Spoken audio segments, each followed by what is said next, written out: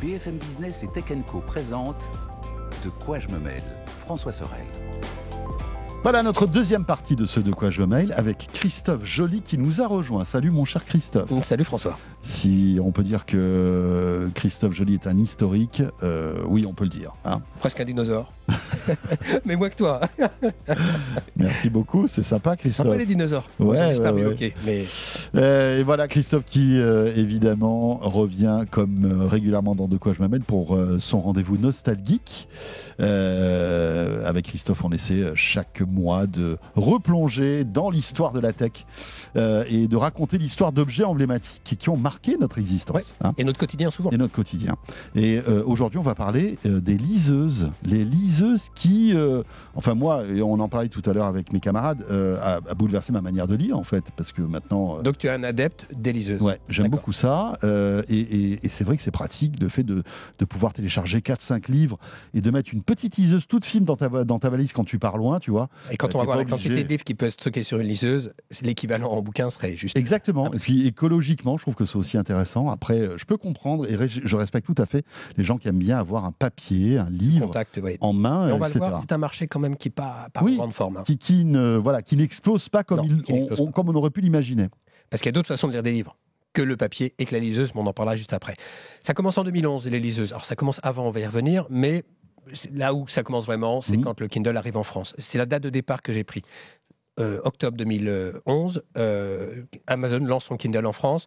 Mais juste avant, et en 2011, on va faire un petit récap comme d'habitude. En 2011, l'iPhone 4S est lancé, ainsi que Siri. L'application Snapchat voit le jour. La 4G n'est pas encore déployée. On est encore en 3G, 3G+. Free Mobile n'existe pas encore, puisqu'il sera lancé en janvier 2012. Et c'est aussi en octobre 2011 que Steve Jobs nous quitte. Eh oui, c'est vrai. L'histoire des liseuses, ça commence en 92. C'est deux chercheurs italiens, Franco Crugnola, je vais réviser mon accent, et Isabella Regamonti décident de fabriquer un appareil électronique qui servira uniquement à lire des textes, baptisé Incipit. Ça restera dans un labo. En 92 donc. 92. Ouais. Le premier produit grand public, entre guillemets, dans ce registre-là, c'est la même année, Sony lance son Data Discman Electronic Book Player. C'est un petit peu long. Je m'en souviens pas du tout de ce produit-là. Ça n'a pas très bien marché. Ça faisait 15 cm sur 18 pour 5 cm d'épaisseur, un écran de 4,5 pouces. Et tiens-toi bien, c'était 10 lignes pour 30 caractères. Waouh. Donc c'était pas énorme. Et les livres étaient stockés sur une espèce de mini-disque, un format propriétaire dont Sony a le secret. L'autonomie 3 heures, le prix $500. Bon, c'est un petit souci d'estime, on va dire. Ensuite, on passe en 98. Peut-être te rappelles-tu de Cital. Cital, ça avait été lancé par Jacques Attali et Eric Orsena pour lancer le Seabook, qui était la première liseuse française. Oui, je m'en souviens très bien. Qui a été lancé en janvier 2001, pas de bol, juste après les fêtes. Donc forcément, ils sont un peu... Ouais, ils auraient dû lancer ça avant Noël. Je pense qu'ils ont dû avoir des contraintes techniques. Eh oui. Ça permettait de stocker 30 livres de 500 pages, donc c'est déjà pas mal, hein, 30 livres. Écran tactile couleur à cristaux liquides rétroéclairés. Il permettait déjà de souligner, surligner un mot, dessiner ou insérer des notes. C'était quand même pas mal à l'époque. Il y avait même un modem à l'intérieur. Il y avait un modem 56K. Bon, pas super rapide, mais il était là. Hein. 900 grammes. Donc ça, c'est un petit peu lourd dans la poche. Il fallait avoir des grandes poches. Le problème, c'est son prix. 5 700 francs. J'ai utilisé le convertisseur INSEE. C'est 1 250 € aujourd'hui. Ouais, donc il fallait aussi des grandes poches remplies. Voilà. Rempli. Cital s'arrêtera en 2002. L'expérience sera assez courte. Et Bokin reprendra la commercialisation du Seabook en 2003. À ce moment-là, c'est outre-Atlantique que ça se développe le plus. Les Américains qui sont les plus fervents adeptes des liseuses électroniques, notamment avec le Softbook et Rocket eBook, lancé Barnes Noble. C'est une grande chaîne de librairies aux États-Unis, un éditeur. Mais les liseuses sont toujours lourdes, chères, avec des catalogues un peu faiblards. C'était comme la galère de télécharger les livres. C'était pas très intuitif, à l'inverse d'aujourd'hui. Il fallait des câbles, il fallait brancher sur l'ordinateur. Il y avait le problème des DRM dont on parlera tout à l'heure. C'était kafkaïen. Sony en remet une couche en 2004 avec le Librier. Le Librier, c'est intéressant parce que c'est la première liseuse à utiliser de l'encre électronique. L'encre électronique, ça permet d'être très proche du papier dans la perception. Ça permet de lire en plein soleil. Ça permet également de très peu consommer. Donc, tu as une très longue autonomie avec. C'est vrai qu'une liseuse aujourd'hui qui est toujours en encre électronique, tu la recharges une fois par mois, quoi. C'est ça. C'est à peu près l'autonomie annoncée. Le Librier est vendu $370 aux États-Unis, mais Sony ne percera jamais vraiment. Il sortira du marché des liseuses en 2014. En tout, il aurait vendu 1 million de liseuses en 10 ans. Donc ça fait quand même pas beaucoup. Ouais, c'est pas beaucoup à l'échelle de pour Sony, une marque comme Sony, voilà, c'est rien une du marque tout. comme Sony, c'est pas énorme. Samsung, j'en dis un mot, qui tentera aussi sa chance avec le papyrus, mais ça fera long feu. Ça ne marchera pas. C'est dingue, hein, comme tout le monde a voulu se lancer sur ce marché-là. En faisant des produits hybrides, Samsung, ils ont tenté de faire une espèce d'organizer, comme un mix de Palm Pilot et de liseuse. Mais non, en fait, la liseuse a vocation à permettre de lire. Exactement. Et en fait, c'est Amazon qui va un peu bousculer le marché, qui va le booster avec son Kindle, qu'ils lanceront aux États-Unis en novembre 2007.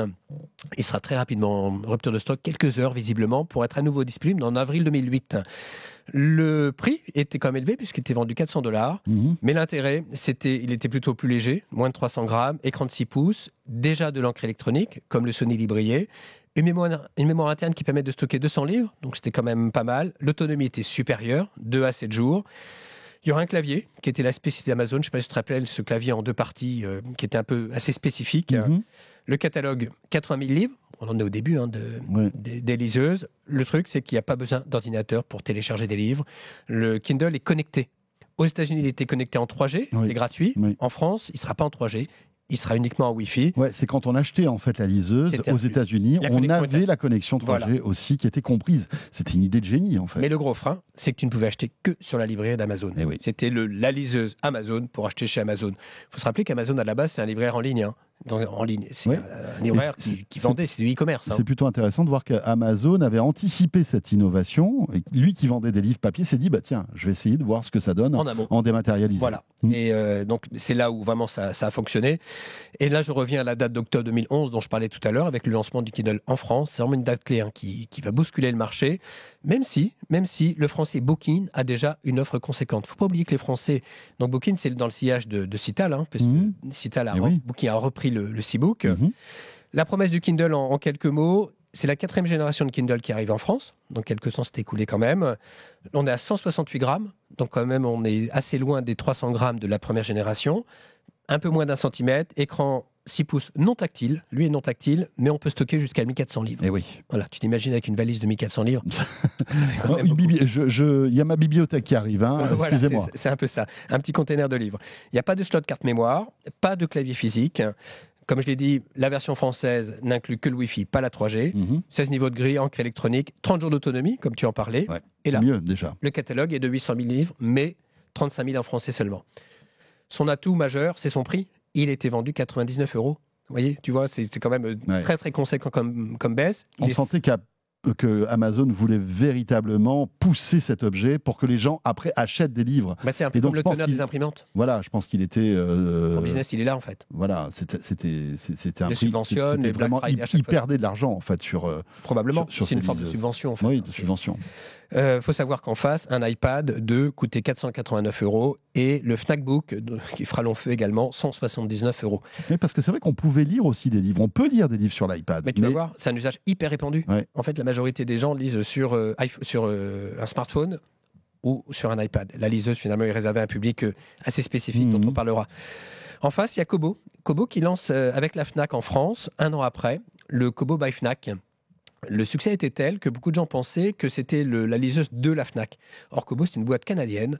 À la base, c'est un éditeur, une chaîne de librairie au Canada qui vend aussi des e-books, qui a lancé ce produit, 185 grammes, écran tactile, 1000 livres à stocker, connecté en Wi-Fi, assez classique. Lui, à l'inverse de Kindle, il supporte tous les formats, dont le e-pub. C'est l'un des formats les plus répandus. Sur Amazon, c'est possible, mais pas en natif. Il fallait le convertir. C'était toute une galère, je m'en souviens. C'est l'usine à gaz, il n'y a rien de mieux pour dissuader de le faire. Le catalogue... Mais d'ailleurs, je crois qu'ils faisaient ça pour dissuader les gens de le faire. Évidemment, et ça devait marcher. Et de les acheter directement sur le catalogue d'Amazon. Voilà. Le catalogue, c'est quand même le nerf de la guerre. C'est comme dans le jeu vidéo. Tu peux avoir la meilleure console du monde, si tu n'as pas de jeu, tu n'as pas grand-chose. On arrive à 2 millions de titres sur Kobo, 200 000 en français, et le prix également, il est à 130 €, 99 € pour les adhérents. Ce qu'en disent les médias dans les grandes lignes, c'est que le Kindle, c'est son poids plume qui est intéressant. Son encombrement, tu l'as dit, c'est très très fin. Ça tient dans la poche, ça pèse 200 grammes. La connexion store d'Amazon, confort de lecture, les pages se tournent vite, c'est simple à utiliser. Le format e-pub, pas natif, ça c'est quand même assez pénible. Clavier virtuel qui était fastidieux, l'interface un peu vieillotte et mauvaise habitude qu'ils ont déjà pris, les adaptateurs secteurs étaient en option. Ah, tiens. Voilà. Bien avant les téléphones. Bien avant les téléphones. Mais cette petite mesquinerie. Ceci étant, selon les numériques sur lesquels je suis allé, c'est le meilleur du marché. Il est léger, peu épais, le Wi-Fi, écran réactif. il offre un très bon rapport qualité-prix, 3 étoiles sur 5. Le Kobo, c'est à peu près la même chose, à la différence près qu'il accepte tous les formats, confort de lecture, la richesse du catalogue, toujours selon les numériques. Le truc pénible avec Kobo, c'est que quand tu cherchais un ouvrage en français dans le moteur, tu avais tout le catalogue, incluant les livres en anglais. Donc quand tu as un catalogue il fallait que tu fasses le tri, quoi. Voilà, c'est un peu compliqué. Il était tout tactile et il n'y avait pas de touche de physique de retour. En matière de liseuse, il y a ceux qui veulent un bouton physique, il y a ceux qui n'en veulent pas. Voilà. Donc ceux qui n'en ont pas se plaignent de pas en avoir. Ceux qui, voilà, tout le monde, personne n'est content. Personne n'est content. Visiblement. Là, c'était le sujet. Et pareil, pas de chargeur secteur fourni. Et ils auraient bien apprécié les numériques, un outil de recherche, un moteur de recherche plus efficace. Face à ces deux géants, il faut que je te dise un mot du Bookin dont on a parlé tout à l'heure, avec le Bookin Horizon, qui a été lancé 1 an avant le Kindle, qui lui procède du même principe, hein, c'est exactement la même chose. L'écran est moins contrasté selon les numériques que la techno e-ink, c'est l'encre électronique dont on a parlé tout à l'heure. Il est plus lourd, 245 grammes, il est plus cher, il est vendu 200 €. Malgré tout, il reste assez convaincant. Ceci étant, on en a parlé tout à l'heure, les liseuses sont légères. Ça, c'est incontestable. Ça pèse à peu près 150-200 grammes. Et plus elles sont légères, plus elles sont confortables. Parce que quand tu tiens, et alors pour les avoir testées, quand tu les tiens à bout de main, au bout d'un moment, tu fatigues. Même si ça pèse 150-200 grammes, tu la sens. Et donc, tu es obligé de changer de main, tu es obligé de changer de position, etc. Tout comme un livre papier d'ailleurs. Hein, c'est pareil. Elles permettent aussi de stocker des milliers de livres, comme on en a parlé. Elles consomment comme des chabots, parce que globalement, on est à 1 mois d'autonomie, mais ça ne perce pas vraiment. En 2013, selon les chiffres du Syndicat national de l'édition, 1% des Français utilisent une liseuse. Ouais, ce qui est ridicule. C'est vraiment rien. Parce qu'entre-temps, les tablettes sont arrivées, l'iPad est arrivé, et on peut aussi lire des livres sur l'iPad, même si c'est moins confortable parce que tu n'as pas cette sensation du papier. Mais les liseuses, aujourd'hui, le marché est plus ou moins stagnant, voire en régression selon certaines projections. Ça n'a pas décollé 10 ans plus tard, en fait. Ça n'a pas décollé 10 ans plus tard. Chez Amazon, on a 3 références. La Paperwhite qui est à 169 €. Il y a la Scribe à 450 € qui fait plus office de bloc-notes. Il n'y a pas beaucoup d'évolution. La Scribe est sympa, elle a un petit stylet. Un petit stylet. Voilà. Mais bon, c'est vrai que, est-ce qu'on a... Parce que là, peut-être que mieux vaut avoir une tablette. Hein. C'est ça. La question se pose, qui en fait quand même beaucoup plus qu'une liseuse. La principale innovation, c'est la couleur. Voilà, elles sont étanches, ok. Oui. Une Kindle couleur devrait sortir en 2025, quand la rumeur tourne. Chez Kobo, il y a 5 références, mais on l'a dit, le marché globalement est stagnant. Il y a Viglio, qui a repris des activités de booking en 2022, quand même, il faut le dire. Donc c'est un opérateur français, lyonnais, qui fonctionne plutôt bien. Mais selon Médiamétrie, qui a fait un sondage pour le Salon du Livre en 2023, 12 millions de Français ont lu au moins un livre numérique contre plus de 40 millions de lecteurs, donc c'est quand même assez peu. 47% des lecteurs de livres numériques sont abonnés à des plateformes. Ça, c'est intéressant parce que Amazon avait lancé son abonnement en 2014, donc il y a 10 ans. Un peu le Spotify du bouquin, quoi. C'est ça, donc c'était assez novateur. Et Kobo a lancé le sien l'an dernier. Donc avec relativement pas mal de retard, mais c'est une formule qui marche plutôt bien, comme la musique. Hein. Tu payes un abonnement, puis tu as accès à un catalogue. Ouais, sauf que tu n'as pas les derniers best-sellers qui sont réservés. C'est un peu comme le cinéma, quoi. C'est un peu comme le cinéma, voilà. Tu n'as pas les dernières super productions, tu as un fond de catalogue. Ce qui fait que c'est moins appétant, quoi. C'est moins appétant, voilà. Globalement, aujourd'hui, sur le marché de l'édition, le livre numérique représente 10% du business. Donc c'est 280 millions d'euros, selon le syndicat des éditeurs, donc c'est assez peu.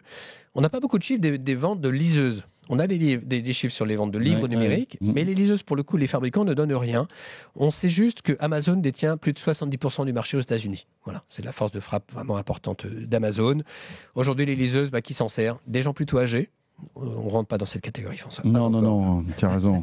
Les autres, les jeunes, préfèrent lire sur leur téléphone, sur des tablettes éventuelles. Et 47% des gens utilisent le smartphone pour lire des bouquins. Ouais. L'essentiel, c'est de lire, les amis. C'est ça le plus important. Que ce soit sur un petit écran ou un grand écran. Quel que soit le support. Ça, c'est bien de lire. Ouais. Mais il y avait aussi un énorme problème. C'était les éditeurs qui ont freiné des 4 fers, qui avaient peur du piratage, qui ne voulaient pas arriver sur le numérique, qui voulaient garder le business du livre papier, en fait. C'est ça aussi. Il faut savoir qu'aujourd'hui, encore, il y a des bouquins papier qui ne sont pas disponibles en numérique. Parce que les éditeurs ne veulent pas. Il y a de la musique qu'on n'a pas parfois sur les plateformes. Exactement. En physique, il y a des droits qui n'ont pas été cédés. Voilà l'histoire donc de la Liseuse. liseuse, de l'e-book comme on dit. L'e-book. Merci Christophe Merci beaucoup. d'avoir potassé pour nous. C'était long. T'as dû beaucoup lire J'ai lu beaucoup. Sur un écran d'ordinateur. sur un écran d'ordi en plus. On te retrouve très vite. À bientôt. Merci beaucoup Christophe Joly pour terminer ce De quoi je me mets les amis. Merci de nous avoir suivis. Je vous souhaite un excellent week-end. On sera là évidemment la semaine prochaine. Et puis si vous êtes avec nous en audio, surtout ne bougez pas. Le petit module bonus arrive avec le retour d'Anthony Morel et de Sylvain Trinel. À très vite. De quoi je me mêle sur BFM Business et Tech & Co.